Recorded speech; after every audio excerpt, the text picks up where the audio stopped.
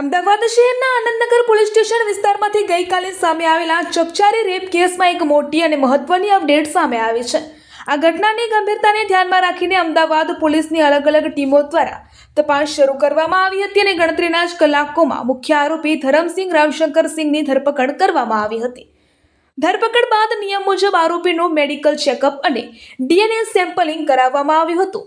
ત્યારબાદ પોલીસ તપાસ દરમિયાન સામે આવ્યું કે આરોપીએ પીડિતાનો મોબાઈલ ફોન પણ ચોરી લીધો હતો અને ચોરી થયેલો મોબાઈલ ફોન પણ રિકવર કરવા માટે અને ઘટનાનું પંચનામું કરવા માટે પોલીસની ટીમ આરોપીને હેબતપુર વિસ્તારમાં લઈ ગઈ હતી, પરંતુ હેબતપુર ખાતે પંચનામાની કામગીરી ચાલુ હતી તે દરમિયાન આરોપી ધરમસિંહે પોલીસ કસ્ટડીમાંથી ભાગવાનો પ્રયાસ કર્યો હતો।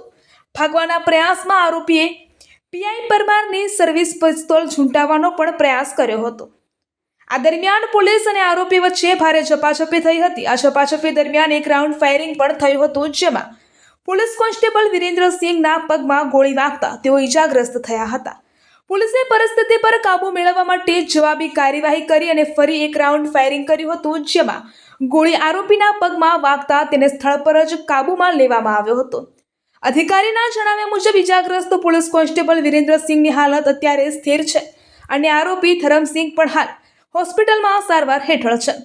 પોલીસ પર હુમલો કરવા અને ફરજમાં રૂકાવટ ઊભી કરવા બદલ આરોપી સામે આઈપીસી કલમ 308 હેઠળ ગુનો નોંધી આગળની કાયદેસરની કાર્યવાહી હાથ ધરવામાં આવી છે।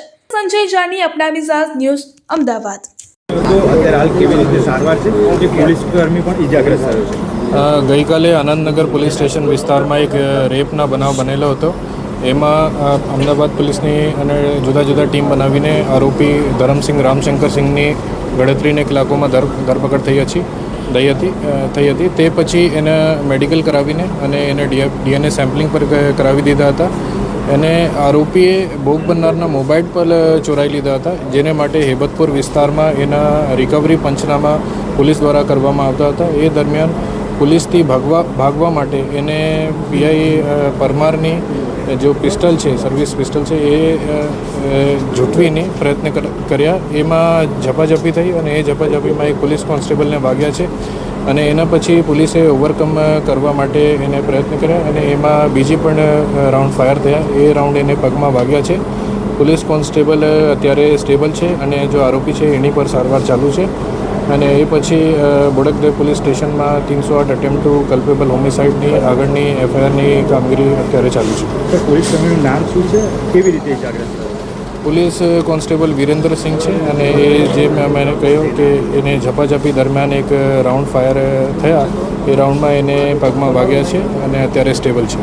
સર, આગળ હવે શું તપાસ કરવામાં આવશે?